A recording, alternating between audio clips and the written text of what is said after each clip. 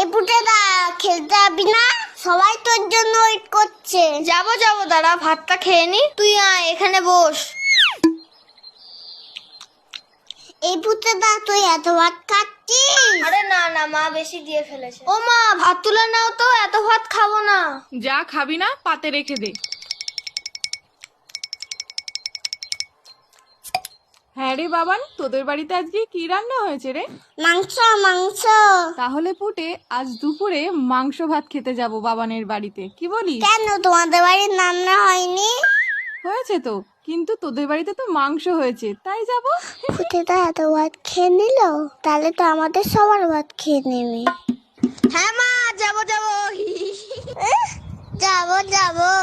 না আমি তো মিথ্যে কথা বলেছি।